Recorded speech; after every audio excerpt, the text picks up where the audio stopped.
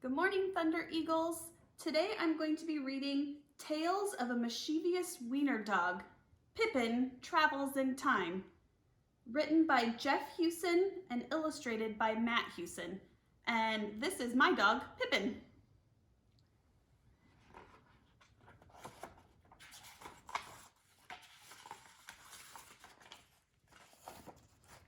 Pippin was a mischievous wiener dog, to be sure.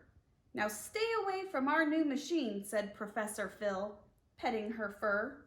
The professors walked away, both whistling a song. Pippin was restless and bored. What could go wrong?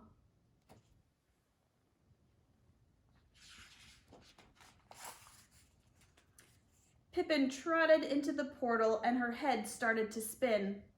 What was it, she thought, that the professors had warned again?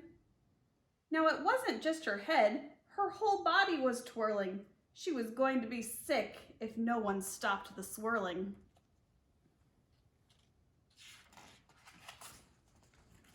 Pippin blinked and sniffed and smelled the strange air. In front of her, she noticed a strange creature there. Achoo! "So sorry, excuse me," she said to the thing. She nodded and bowed and returned to the ring.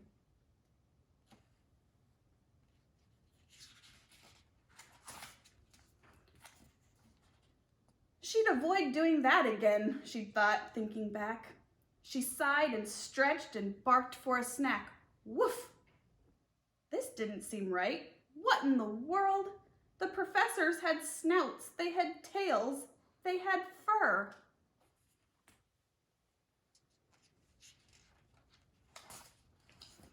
Her sneeze back in time on the beach made things go strange. She had to go back and stop all the change.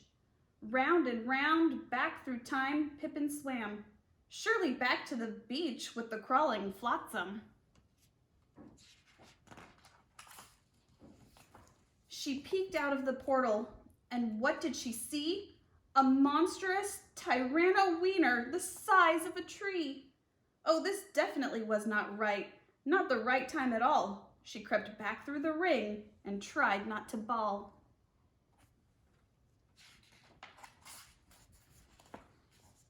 Oh dear, what was this? It didn't look normal. It was wiener dog-like, but those teeth, quite awful. Pippin scurried and hopped back towards the doorway. This was no day at the beach. No how, no way.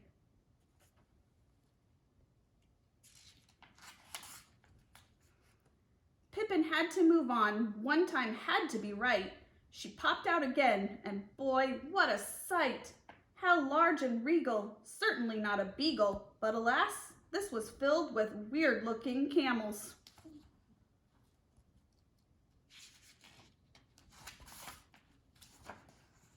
Fearsome weenies in armor flashing their swords. Yikes! Was that a weenie lion that just roared?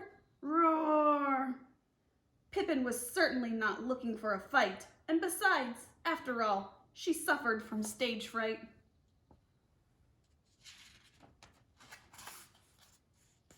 On to the next spot. No use in stopping now. On top of a great wall, Pippin almost barked, "Wow!" Oh no, these warriors had snouts and swords, and a 300-pound panda weenie looking quite bored.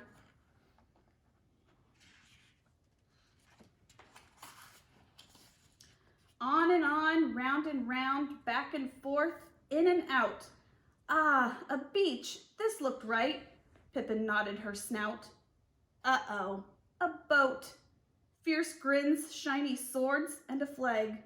Probably not the right spot, she huffed. What a drag.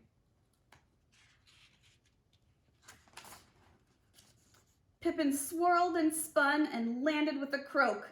Next to her was an artist, dabbing a brush stroke. Leonardo da Vinci, completing his painting. Impressive indeed, but Pippin had to keep going.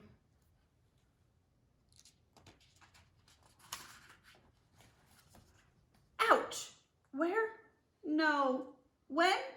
She had landed this time. Dusty and dry, she picked cactus needles from her behind.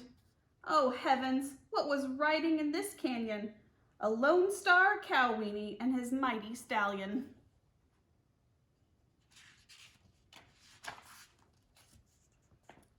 Hey, was this sand that Pippin saw there? Oh, brother, not sand and no water and no air. Pippin held her breath tight and waved to the Astro Weenie. The earth was so far away and looked so teeny. Whoa, hang on, Pippin was in for a ride. This was the future, not the past, she could have cried. Flying cars and a super city gleamed in the distance. Truly now, Pippin thought, she could use some assistance.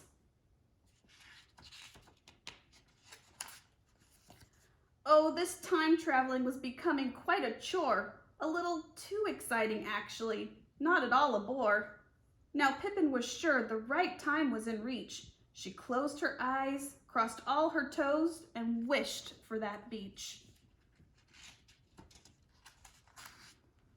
And then, with a miracle, it most definitely happened. Pippin couldn't believe it. Her wish had been granted. There, in front of her, was herself on the beach, ready to sneeze. Pippin held out a tissue and stopped it with ease.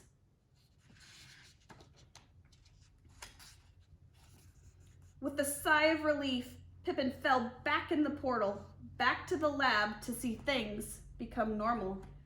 And everything seemed to be all nice and neat. Pippin sat and barked and was given a treat. The end. Or is it? Thanks for reading along with me, Thunder Eagles. I miss you.